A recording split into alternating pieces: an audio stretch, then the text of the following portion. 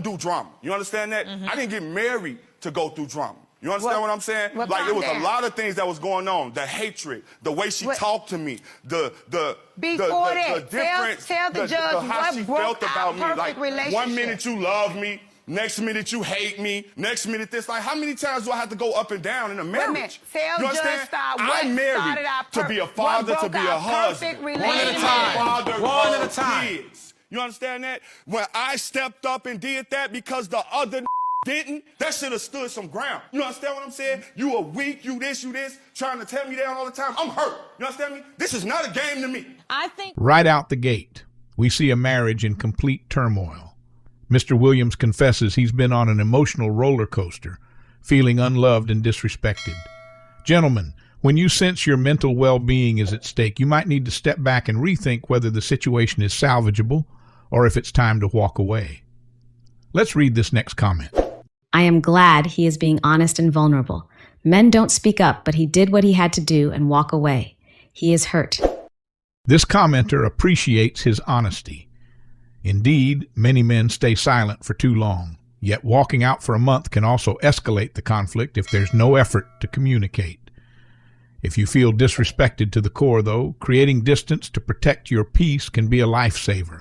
But before any big decision, at least try to lay your cards on the table. folks get married for whatever reason they get married for, but from what I'm hearing from you is you looked at Mrs. Williams and said, she's the one. When we first got together, we was like a joint to the hip, and then all of a sudden he MIA. My husband liked to run the streets. He liked to stay out. He liked to party. He liked to kick it.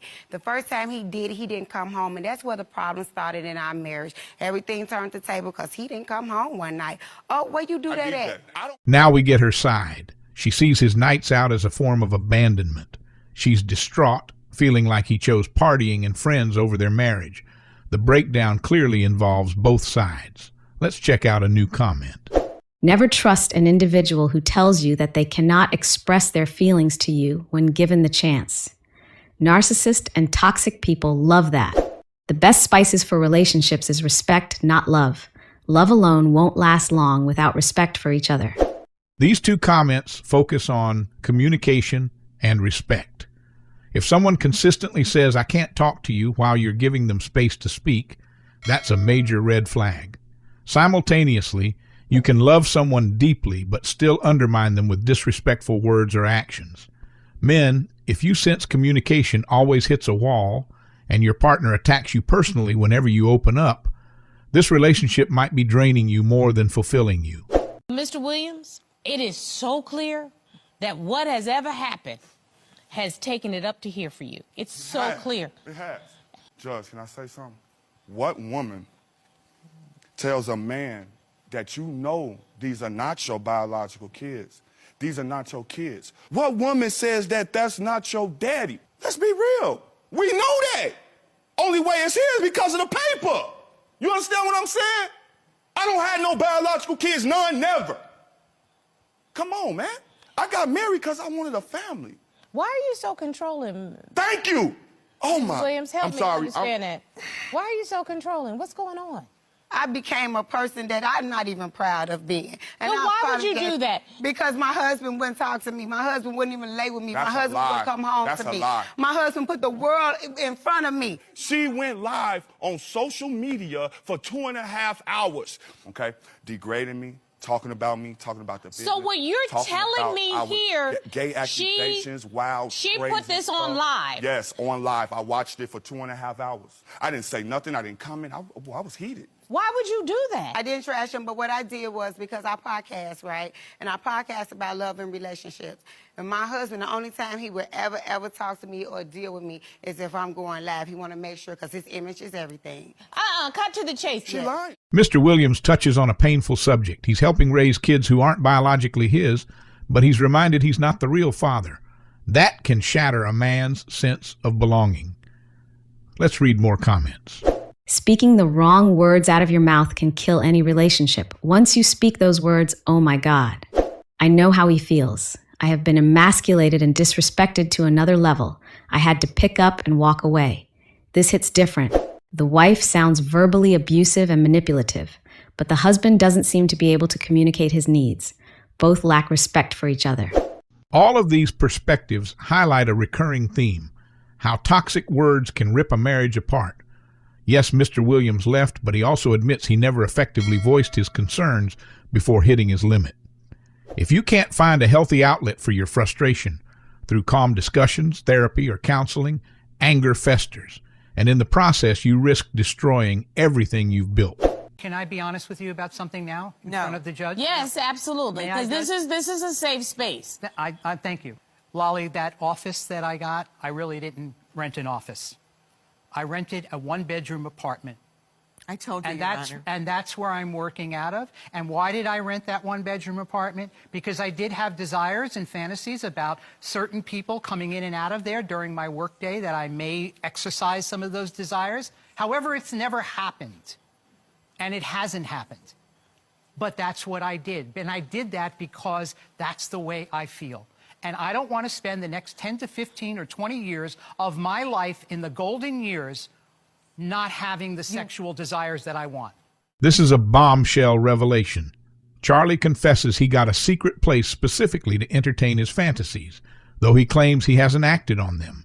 If you're at a point where you need a private spot purely for potential sexual encounters, that's a loud signal the marriage is in trouble. Let's read this next comment. He wants a freak. He probably keeps changing up his wants, which is why he's in his third marriage. She deserves real love. The commenter suggests Charlie's never satisfied, which might explain multiple divorces. If you constantly chase new thrills while ignoring your partner's emotional needs, that's a recipe for repeated failure.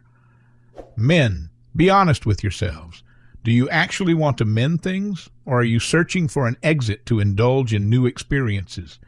Because if it's the latter, it's better to be transparent sooner rather than later. You told me that you never wanted another failure, that we were marrying. Well, apparently I was wrong because I'm in another failure.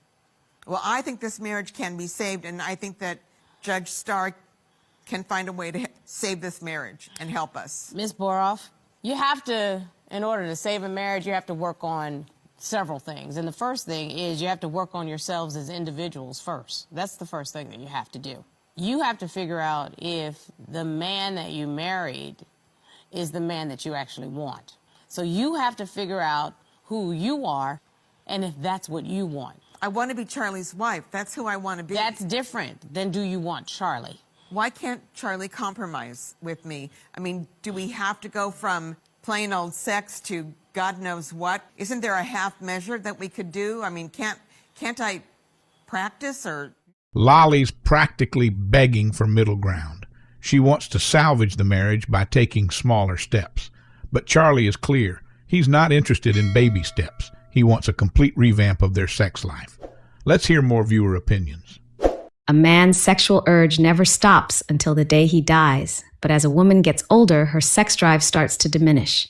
What does he expect her to really do? Someone said she deserves much better. I was in a relationship for 4 years, and my wife was unwilling to bend. Everyone has a breaking point. These two comments highlight natural changes in desire over time. On top of that, relationships often demand flexibility. Both spouses should be willing to explore each other's needs. If one side is dead set on sexual adventure while the other is content with routine, tensions will skyrocket. And if no one is willing to adapt, that's when folks walk away. Yes, sir. Your Honor, I'm not going to depend on West Side Story to turn me on. Or My Fair Lady. I'm sorry. I want out. I don't know how to put this that won't hurt your feelings, but he's just not into you anymore. Bless your heart. But he's just not into you anymore. But you say you want to compromise so you can save your marriage. But the compromise means at least meeting someone halfway.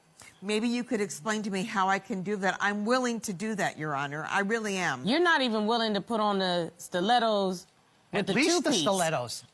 And Mr. DiNatale, you said that your wife is not quenching your sexual thirst, and for those reasons, you're looking to make this third time still not a charm. I can honestly say you walked away from your marriage when you got that one-bedroom apartment. You're probably right, Your Honor. No, I'm right. You're I right. don't mince words. For some reason, you want me to use these passive words. No, listen, you've been very fair. But I'm being honest, and you have to be honest with your wife. because you all are just no longer compatible.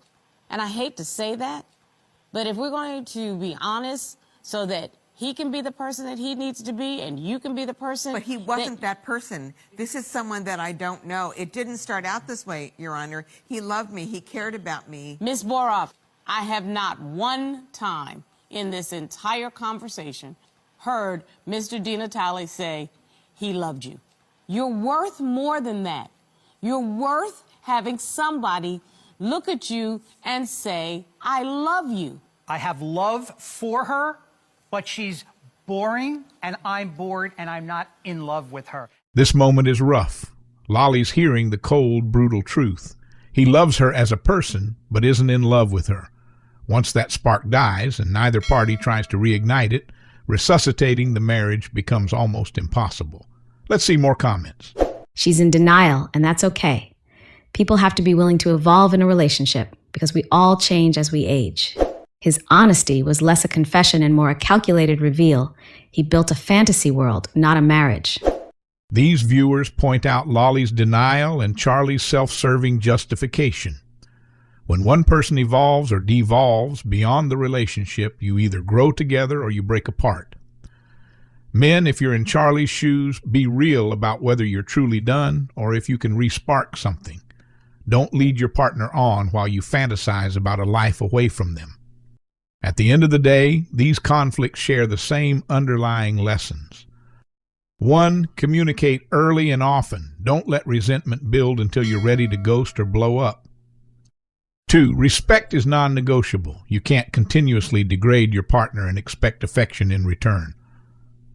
3. Align on intimacy needs. If your sexual desires wildly diverge, it's time for a serious talk or professional help. 4. Walk away responsibly. If it truly can't be fixed, be honest instead of sneaking around or launching personal attacks. Fellas, your mental health and emotional well-being matter. Don't stay silent, and don't let disrespect define your relationship. If today's breakdown gave you food for thought, make sure to hit the like button, comment your take, share this with your friends, and of course, subscribe for more real talk relationship insights. Thank you for watching.